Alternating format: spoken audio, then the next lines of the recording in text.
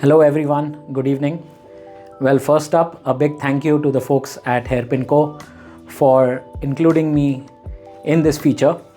Well, what's it all about? They are actually doing a run up to the 24 Hours of Le Mans, the iconic and the biggest race that is there on the WEC calendar, also known as the World Endurance Championship. Well, quickly talking about myself, I've been an avid motorsports fan and I've been traveling across the globe for the past 12 years now for Formula One races, and I had the rare opportunity of being in Le Mans last year for the 100th edition. Rather, it wasn't the 100th edition, but it was the 100 years of Le Mans, because in 1923 was the first ever race that was held at the town of Le Mans. So, from a personal perspective and as a fan perspective, as a spectator view, what would make Le Mans different from Formula One for me, and what is so special about this race that the entire world now is talking about?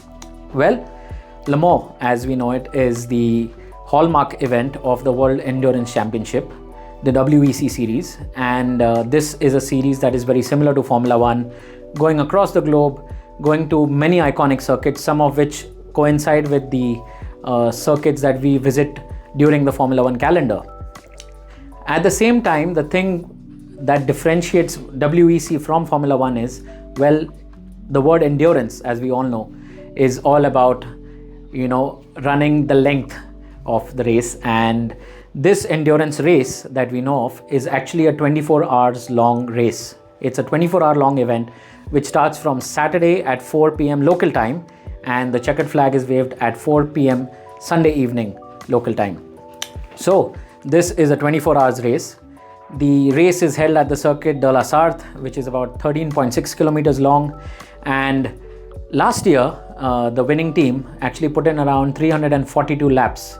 That kind of equates to 15 Grand Prix from a Formula One calendar year. That's quite a lot of racing crammed into a short space of 24 hours.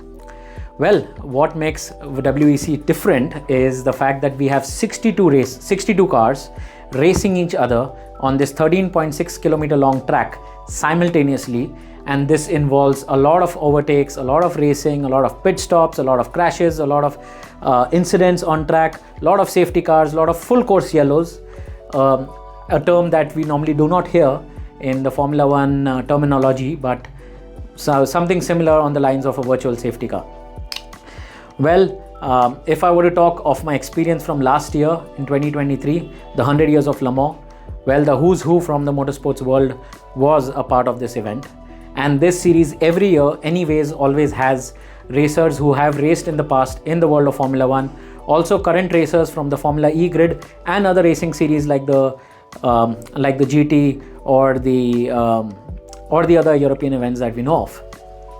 Well, here very quickly, since I'm a collector itself as well, so this is actually a LMP2 car, and this is the Alpine A460, which was raced in 2016, and unfortunately Alpine has now left the LMP2 category, but they have upgraded themselves right into the hypercar category. So if I were to show you this, the number 36, this actually gets illuminated with blue lights, and this differentiates the LMP2 category from the hypercar category, which is illuminated as red, and then the GT3 AM category is normally illuminated in white. So yeah, these are the differentiating characteristics between the three cars, between the three categories, and you have a lot of close quarter racing. You've got a lot of overtakes, like I said in the previous segment of this video, and yeah, it's 24 hours non-stop. Well, if we were to talk about why, as a fan, should one really follow the WEC series and why the 24 hours of Le Mans? Well, for those of you who do follow Formula One, and even those who don't, always talk about the Monaco Grand Prix. I've heard so many people, when they walk up to me, they ask me, have you been to Monaco? Have you attended the race? And my answer is, well, not really, because it's a street circuit, very narrow, and it's like a procession. But what I do not tell them is that Monaco is the toughest race on the F1 calendar. because the Formula One driver has to exercise an intense level of mental focus, fortitude, to ensure that he keeps the car within the wall's limits, does not scrape anything, because even a slight touch, a thud, and he might be out of the race. So that is the level of concentration a driver has for, let's say, 90 minutes or 1.5 hours, which is normally the length of a Formula One race. Now you multiply it over and over a few times, and then you have this 24 hours race, which is actually happening on a purpose-built racetrack, not as narrow as Monaco, of course, because it's a purpose-built track in the city of Le Mans. And you have 3 drivers per car who are actually racing for 24 hours aggregate, and they're racing through the night. They're doing like a maximum of 2 to 3 hours of driving in a 6-hour window, and then they come back in, they have a shower, they have a bite, they go in for a massage, then they sleep, and then they are again ready to hop into the cars and go out racing again. So yeah, it is really a test of mental fortitude, resolve, willpower, not just on the part of the drivers, but also on the part of the mechanics and the entire support team that is there working from the pits, as well as in the data centers back in their factories. And this series is also all about inclusivity as well. Very quickly telling you guys about the Iron Dames. The Iron Dames is a team that raced last year in the GT AM category, and now they are racing in the GT3 category. And last year they actually won the opening round in Bahrain, and they finished 4th in the 2023 edition of Le Mans. This year we will be seeing them again race, and they will be racing in the Lamborghini Huracan, which is an amazing opportunity for the girls from Europe to showcase their talent. People talk of the winners of Le Mans, which of course is a very prestigious thing, but finishing a race that has been going on for the past 24 hours is an achievement in itself. A notable inclusion last year also was the entry of an independent car category, the garage number 56, a heavily modified NASCAR car that actually raced in Le Mans, and it was driven by Jimmy Johnson, a NASCAR legend, the 2009 Formula One world champion Jenson Button, and Mick Rockenfeller, who was actually a 2-time Le Mans winner. Well, if I were to also talk about the fan experience, in all my travels to Formula One, as we call it, is the pinnacle of motorsport. Of course, has to some extent a separation between the fans and the racers. But my personal experience from 2023 from the race at Le Mans was that this series brings racing closer to its fans. So if I were to talk about it, they have a drivers parade that happens on the Friday, the day right before the race itself.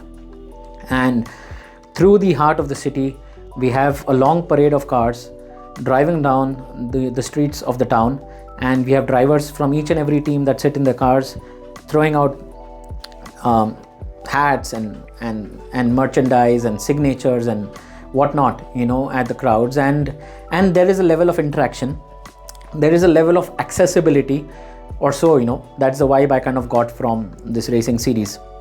Also, the fans are hardcore motorsport fans, because there were so many of these guys whom I saw there, and they were roughing it out through the night at the circuit with their quilts and the blankets, and it was not an easy task. Well, for those of you who are new to Formula One, for those of you who have not really heard of any other racing series other than Formula One, well, the WEC is definitely one racing series that you should start following now, and you will develop a level of respect for these guys that you have for, let's say, a Formula One driver. And like I said, over 24 hours, it's no mean feat. It's difficult for each and every person on the grid, but once you cross the finish line, whether you're a winner or whether you're just a finisher, there is a different level of joy that comes from all this. And finally, if you do plan on visiting Le Mans, there is an added benefit to many of us fans. Just to give you a quick example, we were sitting in this lounge right in the heart of the city, and we had 2 young guys walk past us, and we happened to strike a conversation with them. And when we did ask them what they do for a living, they said, "Have you heard about the Mercedes Formula One team?" And we said, yes, of course. They said, we are chassis engineers in Brackley. We are chassis engineers. And they're like, wow. And in fact, right next to us, we had made newfound friends. And the guy who was there was actually Lewis Hamilton's one of the engineers from the engineering department, also building his engines from 2014 till 2019. And then he left the team at the end of the 2019 season. Well, those guys, when they heard that this was the gentleman who actually built Lewis's engines, all of them were amazed, and we were invited to their table. And what followed was a very wholesome and very healthy conversation about racing and motorsports in general.